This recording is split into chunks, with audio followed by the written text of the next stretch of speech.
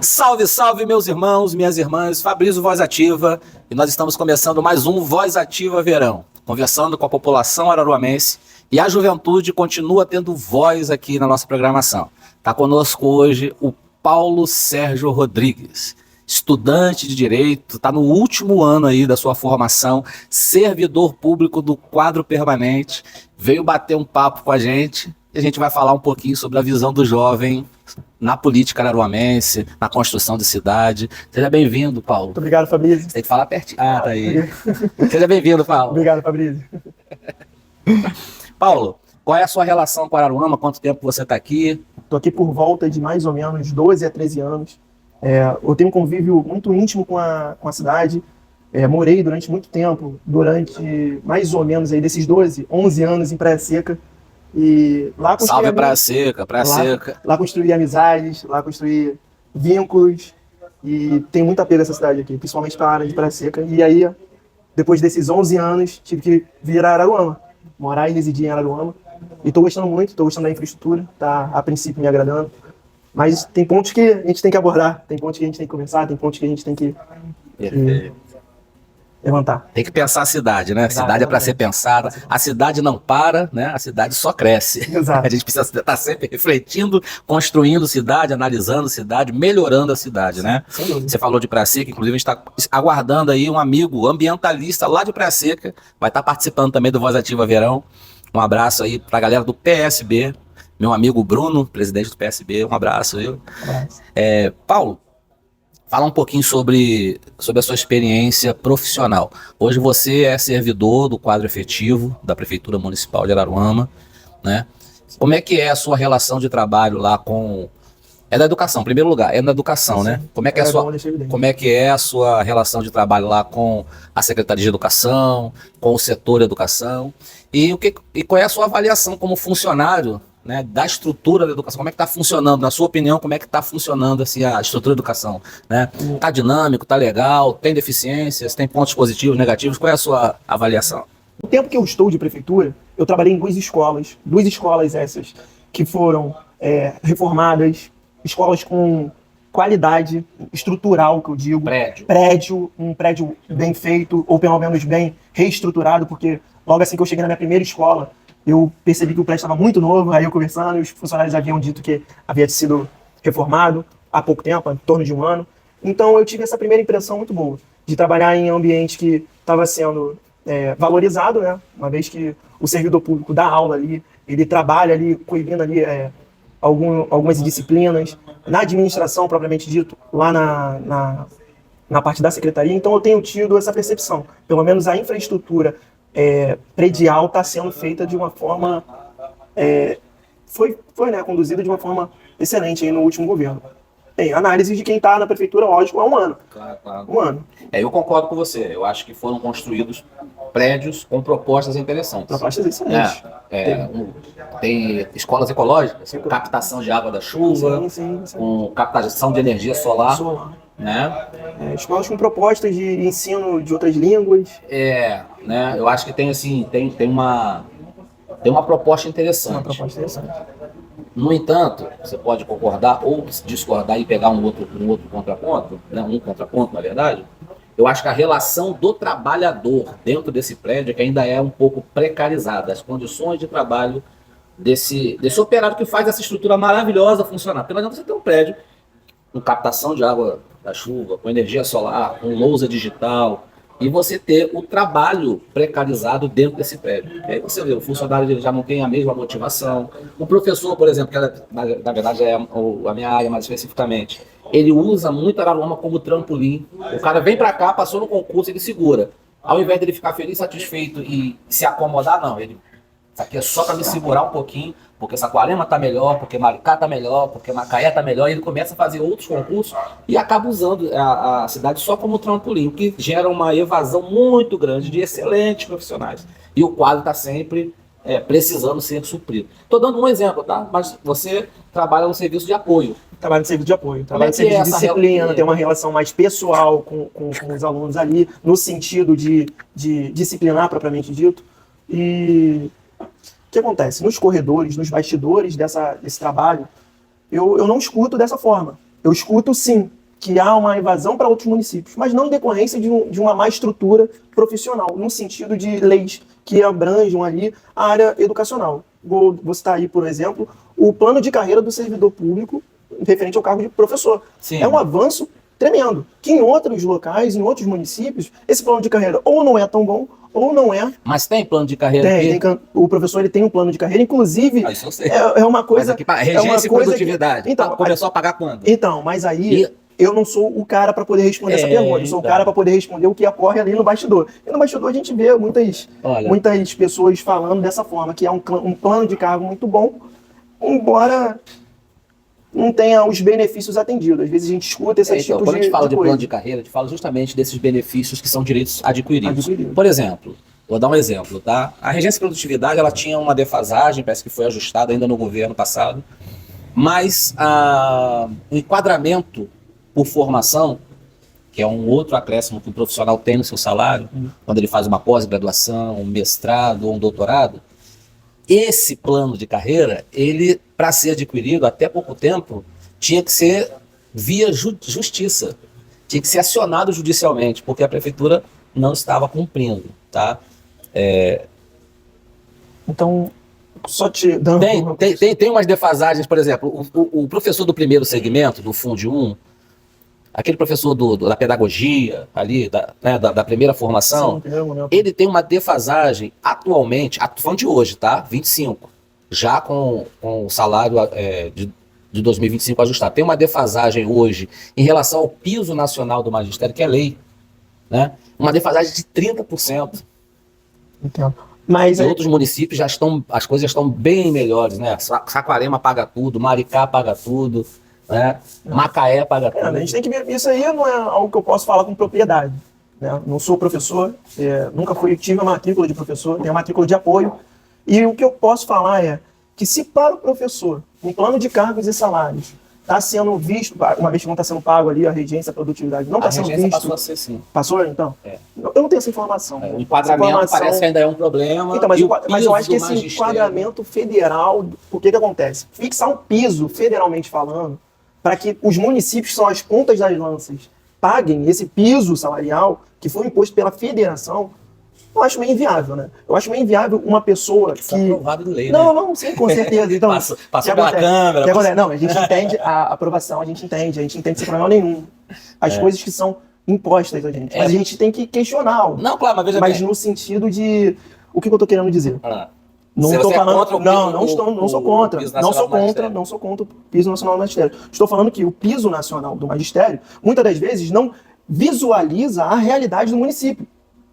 No sentido do município ser imposto a pagar o piso nacional, mas muitas das vezes o município aponta mais economicamente frágil. O Estado ele consegue fornecer muito mais qualidade, muito mais valor ao seu servidor do que o município. Isso eu tenho plena certeza do que eu estou falando. Uma vez que a folha de pagamento do município, ela costuma ser grande demais, não fechar o suficiente para que ele consiga se enquadrar nesses pisos salariais, como é o caso do piso nacional da enfermagem. Tudo bem que o piso nacional da enfermagem, ele está sendo pago, mas por conta de um repasse feito integralizado, né? Não está sendo pago de forma total. Né? Ele é pago o piso que a prefeitura pode pagar e comporta, e a outra parte é integralizada, muitas das vezes, pelo Serviço Público Federal. Muitas das vezes. Como é um exemplo, vou dar um exemplo breve e simples. A Prefeitura de Mangaratiba, ela abriu um concurso há pouco tempo atrás para a área para diversas áreas, e dentro dessas áreas ela contemplava ali, se não me engano, o PISA Nacional da Enfermagem, né? E comporta todos os profissionais. E ali mesmo formalizava um valor muito ínfimo e era escrito no edital e simplificado que a restante do pagamento seria feito através de repasses federais, não por municipais. Então a gente encontra diversos problemas na implementação dessas leis. Mas no que concerne ao cargo de professor, eu não tenho habilitação para poder falar, uma vez que eu não sou professor. Mas uma coisa eu tenho habilitação para falar. Eu tenho para falar que, assim como o professor tem um plano de cargos e salário, o servidor do apoio, isso é uma reivindicação que eu tenho que levar aos vereadores, uma vez que os vereadores, às vezes, porventura, não têm ciência disso, ou então tem que ser provocado, às vezes. Claro, sempre tem que ser provocado. O papel deles é fiscalizar, monitorar, ter controle das contas públicas. E a gente também deveria ter esse plano de cargos e salários para poder estimular o servidor, para poder aumentar a produtividade. Ah, mas que produtividade? A produtividade no prazer em trabalhar ali, que eu vejo muitos servidores. Eu passei por 2 escolas apenas, tem gente com muito mais bagagem que eu, mas eu vim aqui falar, vim prestar uma entrevista, e eu falo com propriedade que tem bastante gente que reclama no que se refere à aposentadoria, muitas das vezes, ao salário que é pago, ou então até mesmo quanto à alimentação, que já foi uma conquista. Pô, é ótimo, é excelente o servidor ter uma alimentação, ainda que baixa, mas é excelente, mas poderia aumentar. Poderia aumentar porque os valores aumentam, assim como os valores aumentam, outras coisas aumentam, e a gente tem que sempre botar essas coisas em discussão. Esses elementos são fundamentais para a gente poder definir o que a gente vai requerer, o que a gente vai falar. Então eu acho que eu acho que a gente tem que vir para essa pauta. Eu acho que a pauta do professor é excelente. Eu acho que toda a luta do professor, ela é válida. Os professores a muito custo conseguiram também uma alimentação, porque em decorrência deles eu consegui uma alimentação na área do apoio. Não fui eu que estava lá, mas eu consegui vislumbrar desse benefício. Então, eu acredito que o polo mais real é o polo do apoio, né? Um polo que eu posso falar com propriedade. Beleza. Então, mas só fazer alguns apontamentos. Sobre complementação de verba federal. Tá? A educação também tem. Tá? Não é só a enfermagem, não é só a saúde, não. Tá? Também tem repasses federais para os municípios. Um outro ponto também que tem que ser revisto na sua fala é sobre a situação da educação a nível estadual e municipal. Por incrível que pareça, os professores do estado estão mais defasados do que os professores de muitos municípios, né? Quem é professor do estado sabe a guerra que a guerra que e existe uma relação muito precarizada, muito mais do que Araruama até, no que diz respeito aos servidores da educação a nível estadual. Desde 2013 sem concurso, tem uma série de situações, né? Então, assim, plano de cargos e salários, os municípios podem fazer. A questão também sobre piso nacional do magistério, os municípios também devem fazer. Por quê? Vou lhe dizer. Quando foi implementado o piso, isso passou por debates, discussões e votações. Os municípios e estados estão representados nos seus deputados. Então, veja bem, o assunto foi muito amplo, né? Ninguém decidiu assim, olha, vamos impor àquele município um valor X e que isso é um absurdo para aquele município. Não, isso foi debatido, isso foi muito... foi Lula, inclusive, que estabeleceu o piso. E olha, o piso é baixo. É um piso baixo. O piso do magistério hoje é 4 mil e pouco. Entendeu? Então, assim, foi feita uma pesquisa e um estudo para atender a nível Brasil qual seria o salário ideal do professor no Brasil. Maricá paga 7,5, paga 9 mil, dependendo da formação. Então, assim, existem condições de fazer melhorias no salário e existe a obrigação de se pagar o mínimo. Isso aí é lei. E repasses federais existem para todos os setores, inclusive para a educação. São só os contrapontos, respeitando o que você colocou, mas eu também gostaria de deixar esses pontos em evidência. Sem dúvida. Vamos passar aí, vamos passar para essa situação. Porque, novamente, eu não sou um servidor do magistério e respeito todos e tenho uma ótima relação com todos os professores do magistério. A gente espera sempre que haja melhora, porque quando há melhora na educação, há melhora numa sociedade como um todo. Então a gente está de mas acordo. O mínimo, sabe? O mínimo tem que ser cumprido, sempre o mínimo. Sem dúvida. A lei, o mínimo ele deve ser cumprido. Porque é lei, né? Ninguém deve ganhar menos do que um salário mínimo. Isso é interessante se debater. É ótimo, se debater é ótimo. Mas uma coisa vale dizer. Não adianta eu questionar ou então falar de algo que eu não tenho propriedade em decorrência de eu não ter feito uma graduação e não estar passando por esse procedimento. É porque você falou. Mas você não tem a graduação, mas falou e apontou várias situações que eu estou tentando aqui fazer, alguns ajustes. Olha, isso aqui tem um equívoco aqui, um equívoco aqui. Mas depois de perguntas feitas próprias para o pessoal do magistério responder, eu vou deixar a cargo do pessoal do magistério. Sim. Entra aí nos comentários aí. Pode falar, até porque eles têm problema. Claro. Eles têm, sim, direitos a serem cumpridos, como tem que reivindicar outros direitos que não tem. E que, com certeza... Então, voltando para a sua área, que é o serviço de apoio. Muito obrigado. Né, o serviço de apoio, existe também uma relação muito difícil com o servidor de apoio. primeiro, com o que diz respeito ao próprio salário, né? Vocês têm um desconto muito pesado. A gente sofre um desconto de 14% na folha salarial. Altíssimo, né? É um desconto alto, que a gente busca, assim, né? Eu já escutei muitas reclamações de servidores em decorrência Falta para os vereadores, né? Debater o assunto. Altíssimo. Porque faz falta. Claro. Agora chega próximo aí de R$200. Não é uma reclamação só do Paulo, é de uma classe inteira de apoio. E a gente está aí para isso, né? A gente está aí para poder levar essas propostas de diminuição desse percentual que é descontado, entendeu? Frente ao IBASMA, que é o órgão que que é responsável pelo pagamento, ou desconto, no caso, pagamento dos pensionistas, desconto até mesmo desconto do próprio pensionista. É um desconto alto em relação ao setor privado, né? É um desconto dobrado, né? De certa forma, dobrado.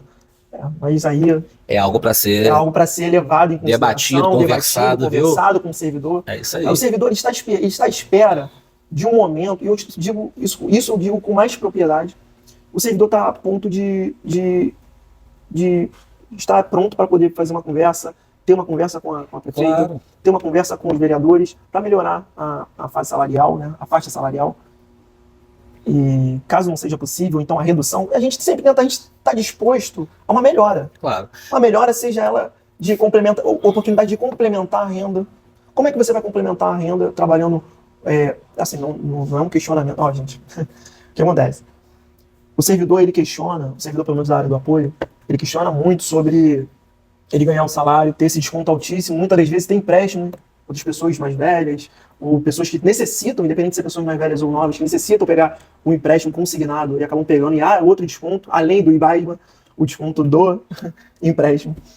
E o servidor está ali buscando meios para que a gente complemente o salário, sempre. No horário fora do serviço, com escala de serviço até mesmo mais apertadas do que a própria que ele trabalha, que ele tem a matrícula, de forma autônoma. Então, isso é uma realidade que a gente vê em todas, pelo menos onde eu trabalhei, escolas. A gente vê uma realidade em todas as escolas.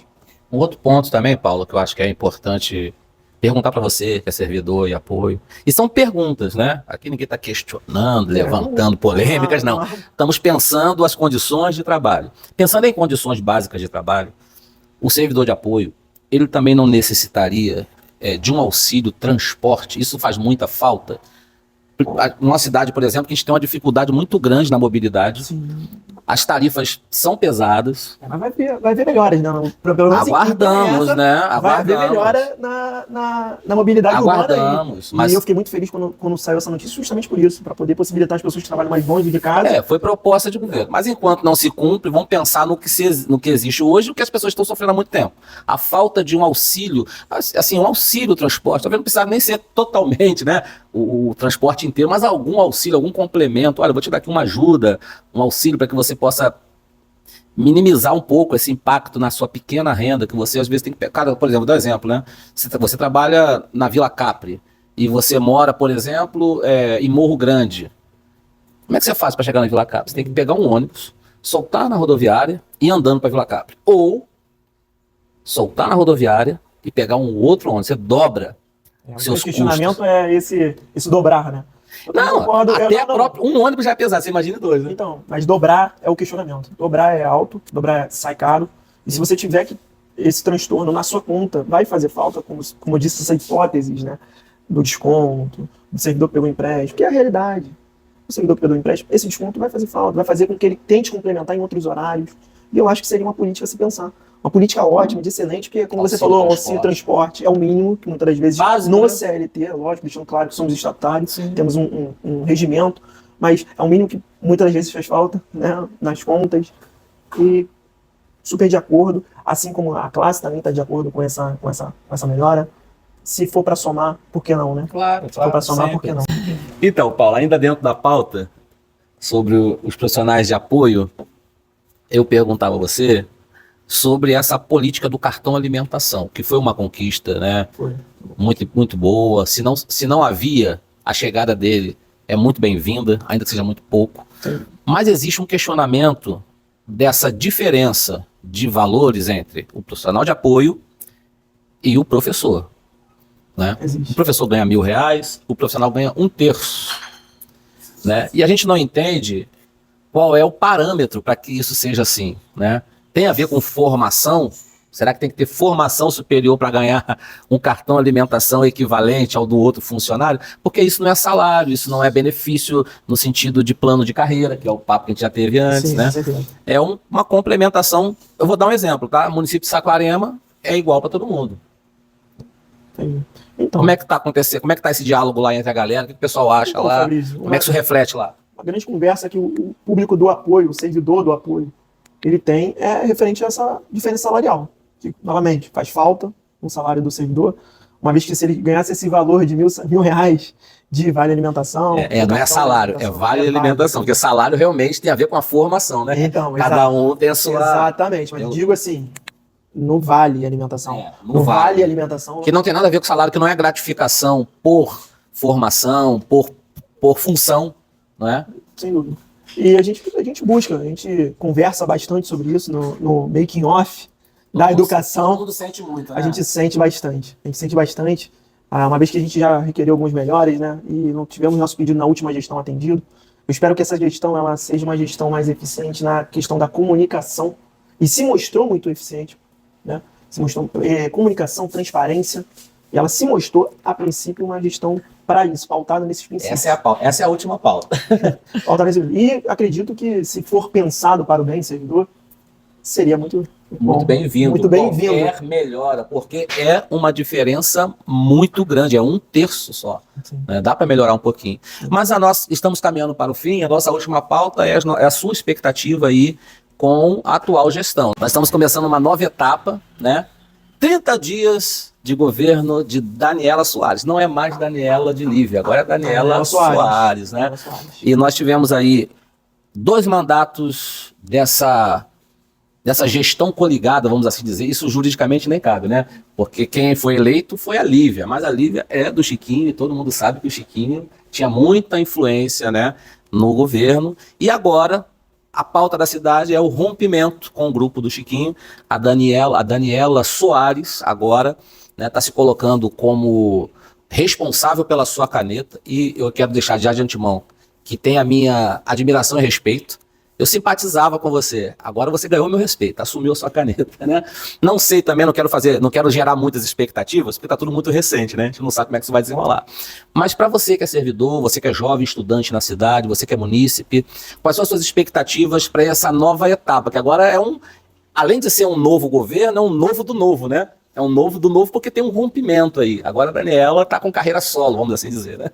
Então, eu vi no último governo obras sendo feitas, infraestrutura educacional ser melhorada.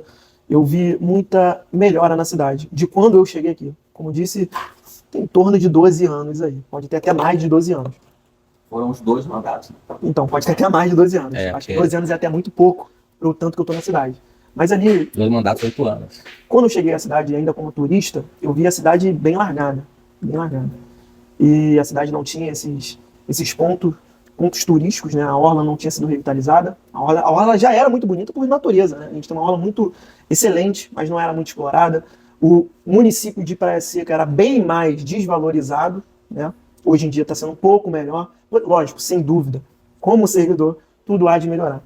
Entendeu? Como no serviço público, a gente está pedindo melhores, como sempre vai haver. Mas como munícipe, as suas expectativas. Mas essa expectativa é como munícipe. Essa expectativa que eu estou querendo formar aqui e falar, ela é como munícipe. Eu espero um governo que seja continuado essas obras, que seja melhorado a infraestrutura educacional no sentido relacionado ao servidor, que seja Araruama vista como um ponto de turismo e prática de esportes, porque a gente tem uma lagoa excelente para a prática.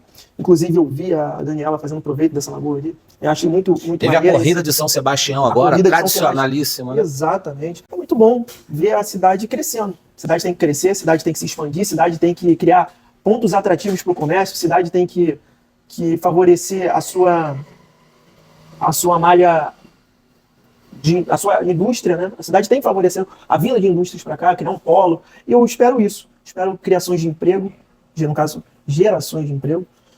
E além da geração de emprego, eu espero muito um governo aberto a diálogos, a escutar a proposta do povo. Precisamos de diálogo com o povo, Precisamos de diálogo com o povo. E isso é o que ela provou ter, né? eu vou ter empatia, pelo menos nos momentos que eu pude conversar com ela durante a campanha.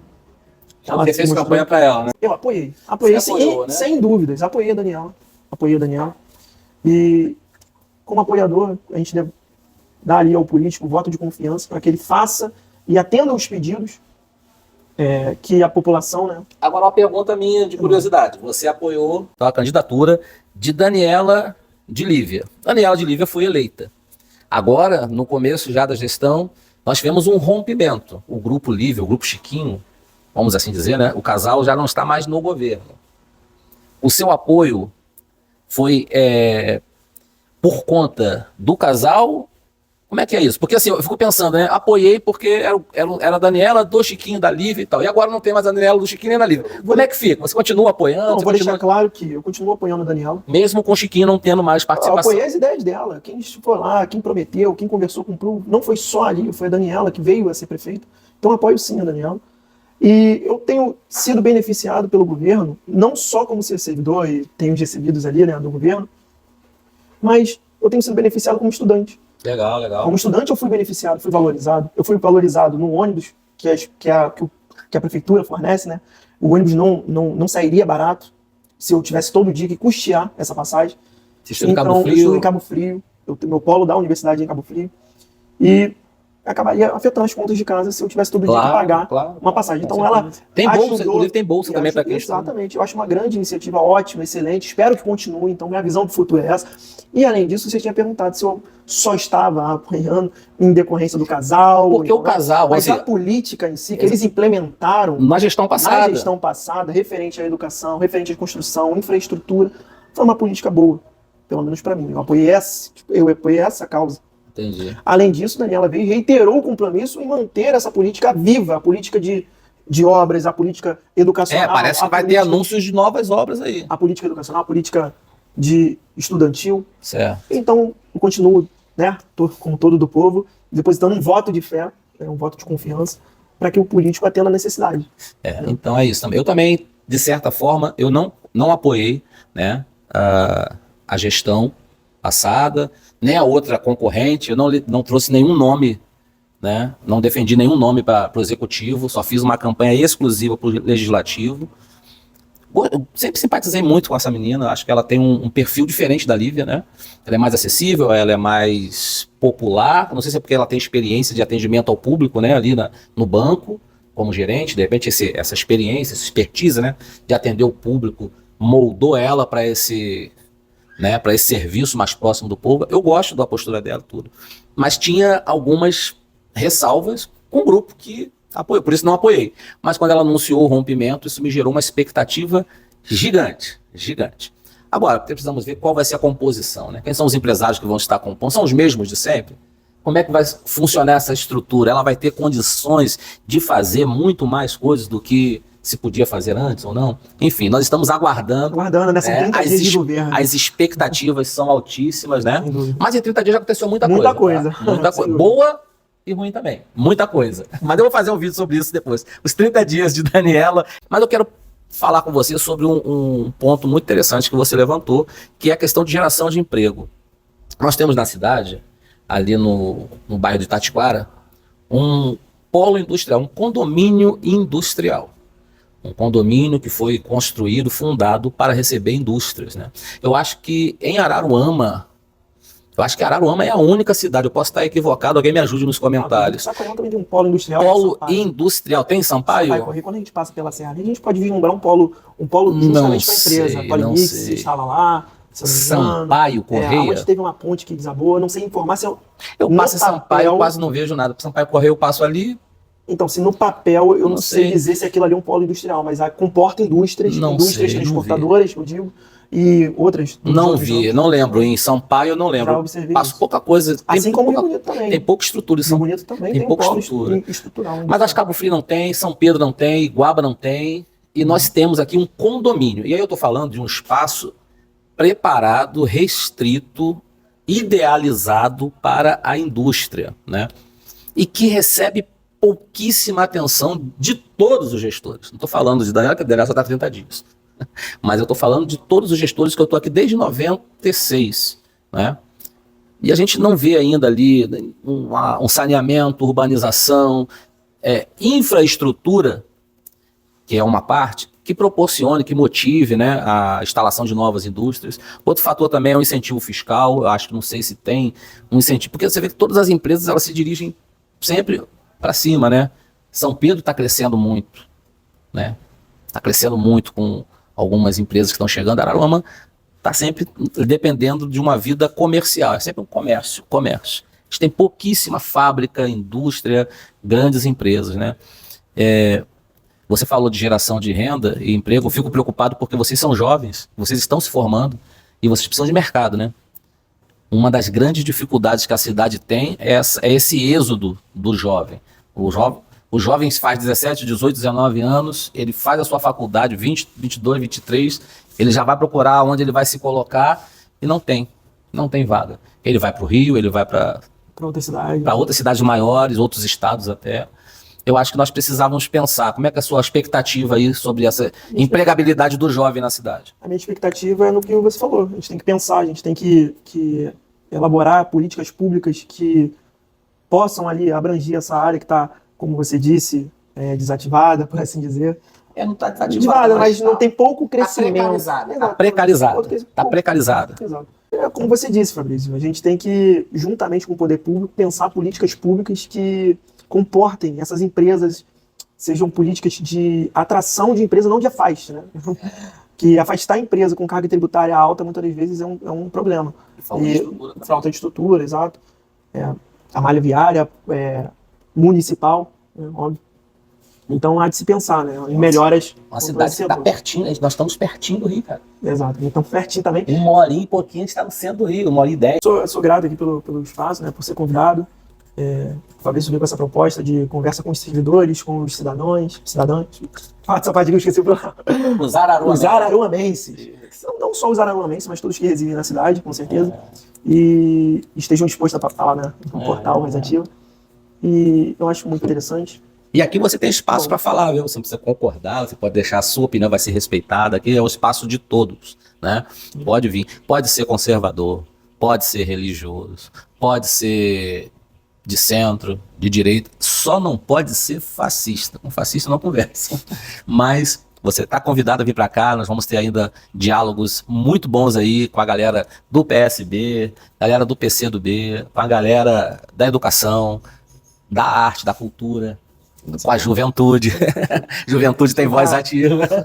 Uma satisfação, viu, cara? Um prazer. Obrigado. Fabrício na voz, valeu.